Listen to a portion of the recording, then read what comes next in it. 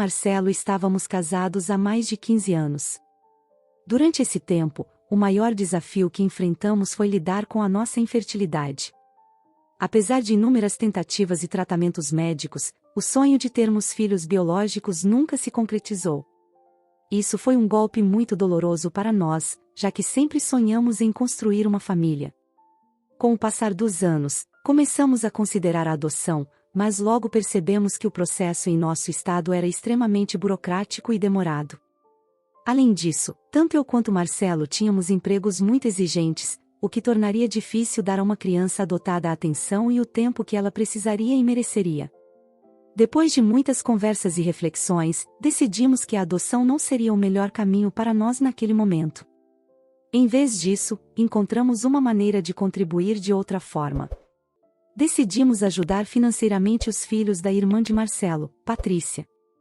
Ela havia se divorciado de um marido abusivo e alcoólatra e lutava para sustentar sozinha seus 2 filhos, Isabela e Lucas. A renda de Patrícia mal cobria as despesas básicas, e a educação dos filhos estava longe de ser uma prioridade. Sensibilizados pela situação, Marcelo e eu decidimos que financiar a educação de Isabela e Lucas seria a nossa forma de apoiar a família. Sabíamos que isso poderia fazer uma grande diferença na vida deles e ajudá-los a ter um futuro melhor. E assim, começamos a jornada de ajudar Isabela e Lucas com seus estudos. Isabela sempre foi uma luz na vida de todos nós. Desde pequena, ela demonstrava uma força e determinação que raramente vemos em uma criança. Enquanto Lucas ainda buscava seu caminho, Isabela parecia ter nascido sabendo o que queria da vida. Cada passo que ela dava era com firmeza, como se soubesse que estava destinada a algo maior. Eu e Marcelo sempre ficamos impressionados com sua maturidade e dedicação. Enquanto outras crianças reclamavam de estudar, Isabela via os livros como uma oportunidade de transformar seu futuro. Ela trabalhava duro, sem reclamar, com um brilho nos olhos que nos emocionava. Seu nome na lista de honras da faculdade foi um dos momentos mais orgulhosos de nossas vidas. Lembro-me de sentir o coração bater mais rápido quando vi seu nome ali, entre os melhores. Marcelo, sempre contido, deixou escapar um sorriso de orgulho que não via nele há anos. Quando ela foi contratada por uma multinacional renomada logo após a formatura, celebramos como se fosse nossa própria vitória. Não podíamos estar mais orgulhosos.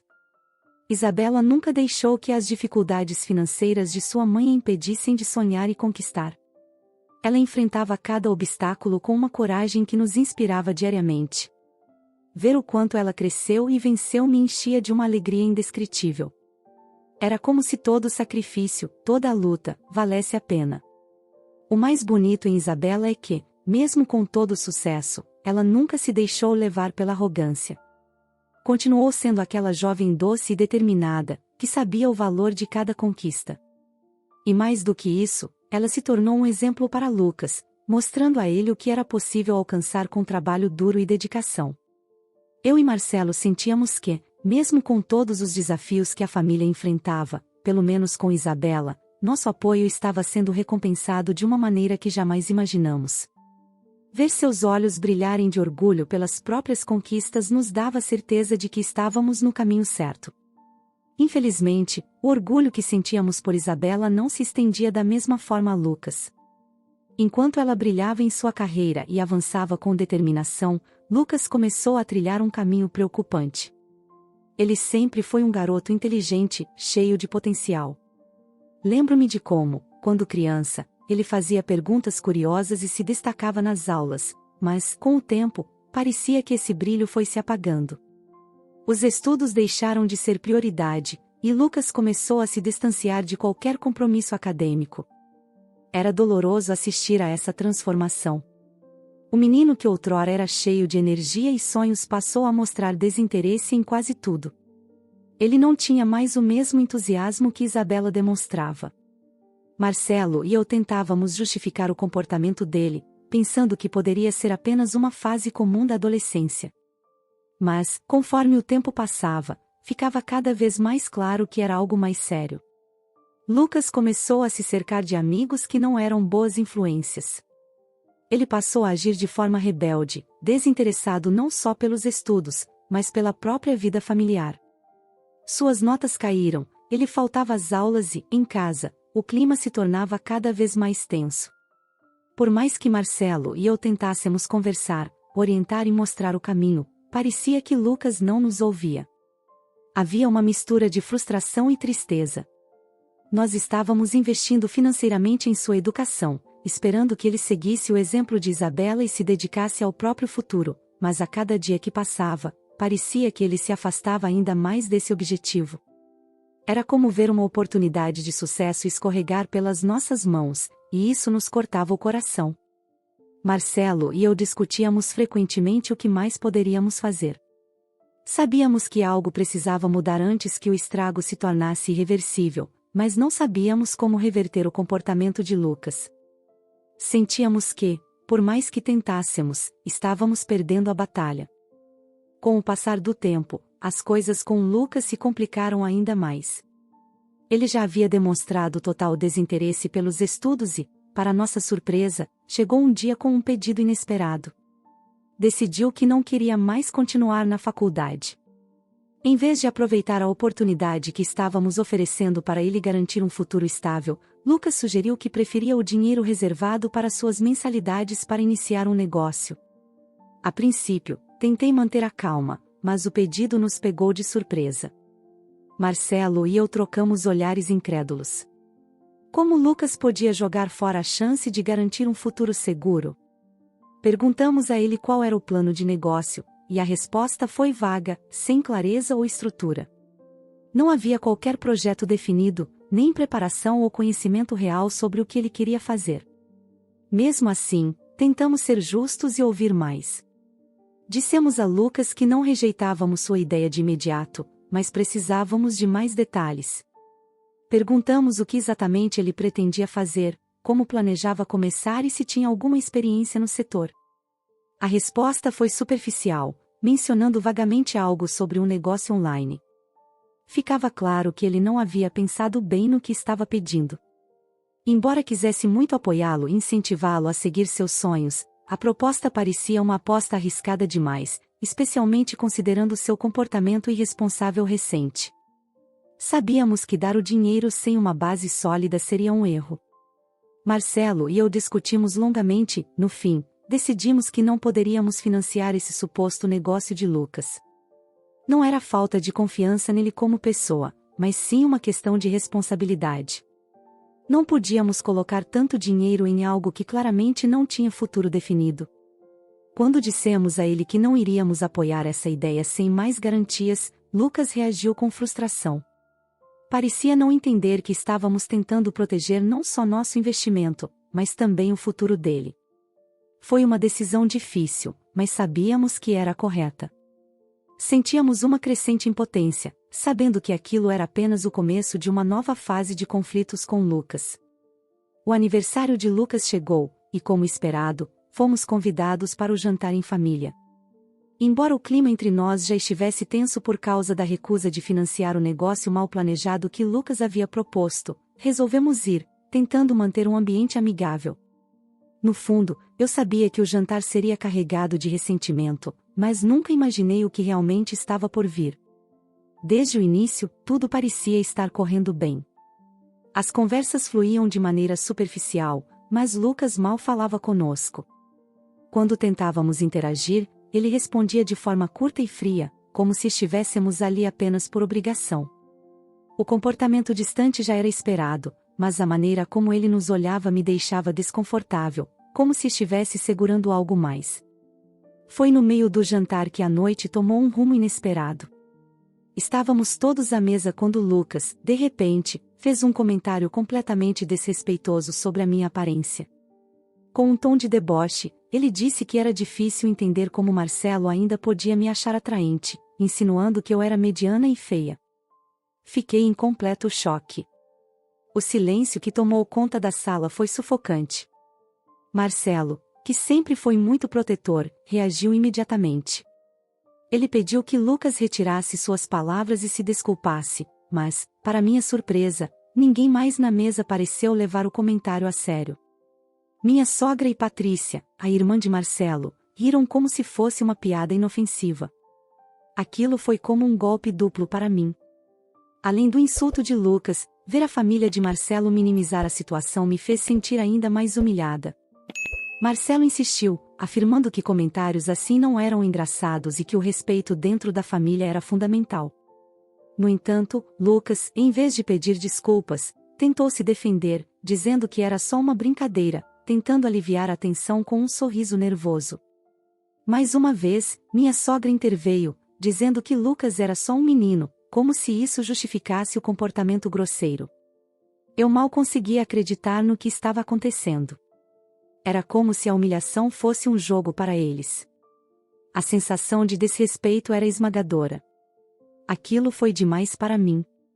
Levantei-me da mesa, disposta a sair daquele ambiente tóxico, mas Marcelo me segurou. Ele olhou firme para a mãe e a irmã e exigiu respeito. Não aceitaremos mais esse tipo de comportamento, disse ele. Esperamos um pedido de desculpas. O pedido de desculpas, no entanto, nunca veio. Em vez disso, o clima ficou ainda mais pesado. Saímos de lá com a certeza de que as coisas jamais seriam as mesmas. O respeito havia sido quebrado, e eu sabia que Marcelo e eu teríamos que tomar decisões difíceis em breve. Depois de toda a tensão causada pelo incidente no jantar de aniversário de Lucas, esperávamos que as coisas se acalmassem, mas ele voltou a nos procurar, insistindo novamente no pedido para financiar o negócio mal definido que queria iniciar. Para ele, a recusa inicial parecia não ter sido suficiente. A arrogância com que apresentou o pedido mais uma vez me deixou perplexa. Marcelo e eu conversamos e, mais uma vez, decidimos que não iríamos apoiar algo tão incerto. Quando Lucas apareceu em nossa casa para discutir o assunto, deixamos claro que, além de não acreditarmos no projeto, ele não havia feito nenhum esforço para se desculpar ou reconquistar nossa confiança. Dissemos a ele que o dinheiro reservado era exclusivamente para sua educação, e que não podíamos apoiar um projeto sem estrutura ou clareza. Foi então que a situação piorou. Irritado com nossa recusa, Lucas explodiu em raiva. Começou a nos acusar de não apoiá-lo como deveríamos, e as coisas saíram do controle quando, em um ataque de fúria, ele me chamou de vagabunda. Fiquei completamente em choque, sem reação, enquanto ele continuava a falar como se nada tivesse acontecido. Marcelo, ao ouvir aquilo, perdeu completamente a paciência. Seu rosto ficou vermelho de raiva. Você acha que pode falar assim com a minha esposa e ainda continuar recebendo nossa ajuda? Ele gritou. O clima na sala se tornou insuportável. Marcelo se voltou para Lucas, e em um tom que não deixava espaço para discussão, declarou: não só não vamos financiar o seu negócio, como também estamos cortando todo o financiamento da sua faculdade. Lucas ficou pálido. Ele claramente não esperava essa resposta. Tentou se justificar, mas já era tarde demais. O desrespeito tinha passado dos limites, e tanto Marcelo quanto eu sabíamos que não havia mais volta. O relacionamento que tínhamos com ele já estava fragilizado, e aquele momento parecia ser o rompimento definitivo. Quando ele finalmente saiu, a sensação de alívio foi imediata, mas também havia uma tristeza no ar. A decisão de cortar o financiamento da faculdade foi difícil, mas absolutamente necessária. Não podíamos continuar ajudando alguém que nos tratava com tanto desdém e falta de respeito. Sabíamos que a decisão traria ainda mais atritos com a família de Marcelo, mas, naquele momento, o respeito e a dignidade eram mais importantes.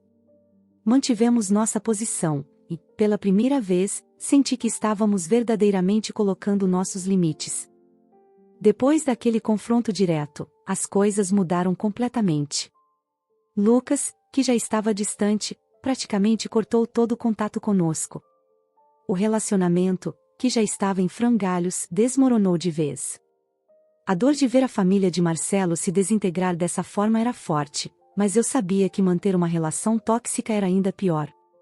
Nos dias que seguiram, Patrícia, mãe de Lucas, e minha sogra tentaram várias vezes amenizar a situação. Vocês estão exagerando, dizia Patrícia, durante uma visita. Lucas está passando por uma fase difícil.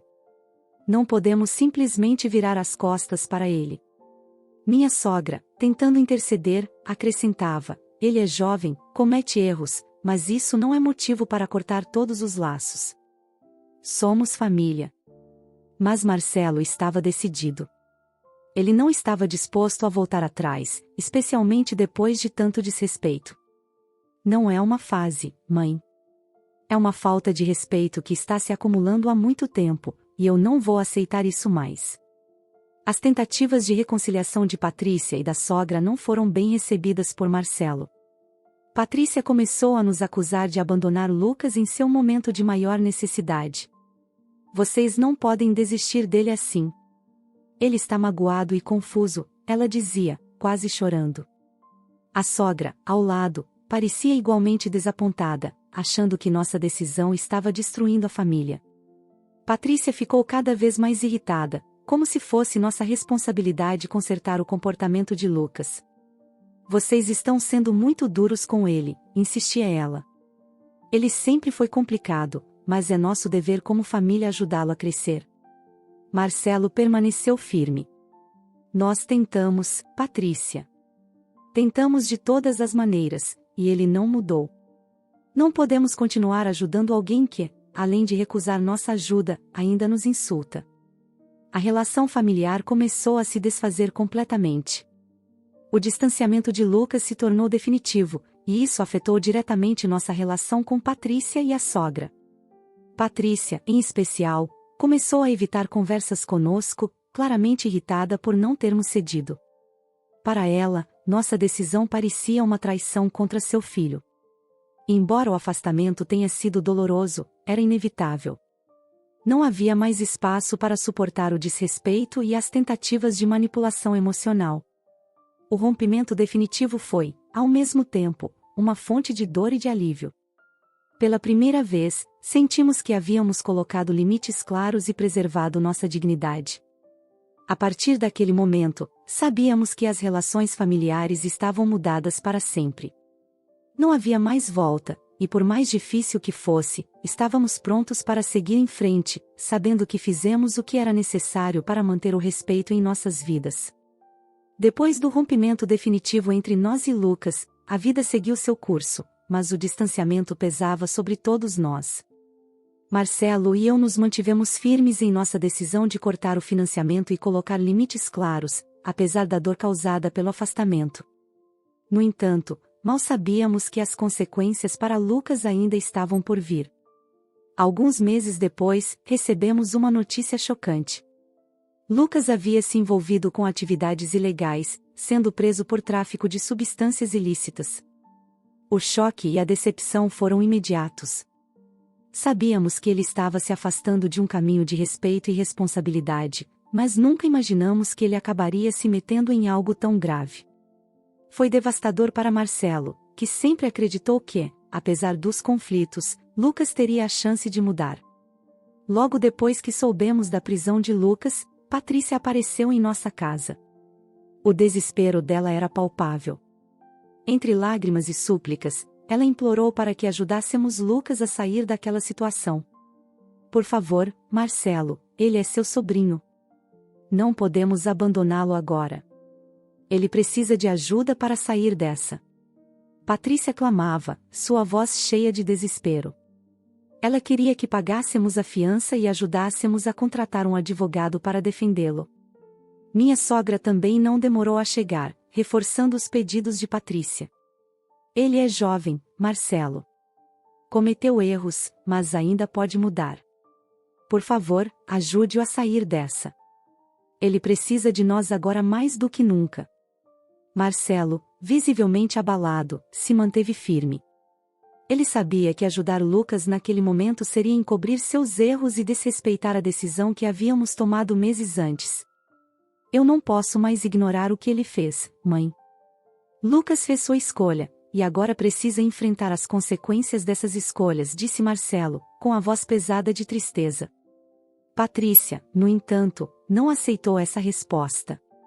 Ela estava desesperada, tentando nos convencer de que Lucas tinha sido enganado por amigos ou que não sabia a gravidade do que estava fazendo. Você não entende, Marcelo. Ele só se envolveu com as pessoas erradas. Com a ajuda certa, ele pode mudar. Você não pode simplesmente deixá-lo lá. Marcelo olhou diretamente para Patrícia, com o coração apertado, mas sem vacilar. Eu tentei ajudar, Patrícia. Fizemos tudo o que podíamos, mas ele nunca quis mudar. Agora, ele vai ter que enfrentar as consequências. Não vamos pagar a fiança, e também não vamos contratar advogados. A frustração de Patrícia era evidente. Entre lágrimas, ela se levantou e saiu da nossa casa, deixando um rastro de dor. Minha sogra permaneceu por mais alguns minutos, tentando, com um último apelo, convencer Marcelo a reconsiderar, mas ele permaneceu firme. Assim, Lucas permaneceu preso, e nosso afastamento se tornou irreversível. Por mais que aquilo pesasse em nossos corações, sabíamos que nossa decisão era a única que fazia sentido. A cada dia, ficava mais claro que o respeito e a responsabilidade precisavam ser mantidos, mesmo diante de situações tão dolorosas. Apesar de todos os problemas que enfrentamos com Lucas, uma coisa permaneceu clara: Isabela continuava sendo o orgulho da família. Enquanto o comportamento de Lucas nos levou ao afastamento e a rupturas dolorosas, Isabela seguiu um caminho completamente diferente. Ela permaneceu focada em sua carreira, dedicada e determinada a construir um futuro promissor. Isabela sempre demonstrou responsabilidade e maturidade, qualidades que se tornaram ainda mais evidentes enquanto a família se desintegrava. Ela se manteve distante dos conflitos, concentrando-se no trabalho e no crescimento pessoal. O sucesso que ela alcançou até aquele momento foi uma fonte de conforto e esperança para mim e Marcelo. Enquanto tudo parecia estar desmoronando em torno de nós, Isabela era a luz que nos mantinha firmes. Diante de todos os acontecimentos, Marcelo e eu tomamos a decisão de manter o vínculo apenas com Isabela. O desgosto e a decepção com Lucas, a tensão constante com Patrícia e minha sogra, e o rompimento de laços familiares se tornaram fardos pesados demais para carregar. Nós precisávamos seguir em frente, deixar as mágoas para trás e focar no que realmente importava, preservar o que ainda tínhamos de bom em nossas vidas. Isabela foi receptiva. Ela sabia da dor que estávamos sentindo e, de forma discreta, nos apoiava. Sempre educada e respeitosa, Isabela não tomava partido abertamente, mas sua presença era uma constante lembrança de que ainda havia laços familiares que valiam a pena manter. A cada conversa com ela, sentíamos a diferença entre alguém que escolheu o caminho do respeito e do esforço e alguém que se perdeu em suas próprias escolhas, como Lucas. Marcelo e eu decidimos focar no futuro e deixar para trás tudo aquilo que nos causou dor. Embora o afastamento de Lucas e a ruptura com o restante da família fossem difíceis, sabíamos que estávamos fazendo a escolha certa ao manter aqueles que nos respeitavam e valorizavam. Eu não sei o que o futuro reserva para Lucas. Talvez o tempo que ele passe na cadeia o faça refletir sobre as escolhas que fez e o caminho que seguiu. Quem sabe essa experiência difícil seja o ponto de virada que ele precisa para mudar. No fundo, eu ainda espero que ele possa encontrar seu próprio caminho e se tornar uma pessoa melhor, mas essa é uma jornada que ele terá que fazer sozinho. E você, o que faria nessa situação? Você acha que Marcelo e nossa protagonista tomaram a decisão certa ao deixar Lucas enfrentar as consequências de suas escolhas, ou deveriam ter dado a ele uma segunda chance pagando a fiança? Obrigado por acompanhar mais uma história no Recanto das Histórias. Não se esqueça de curtir, se inscrever no canal e ativar o sino de notificações para não perder o próximo vídeo. Nos vemos em breve.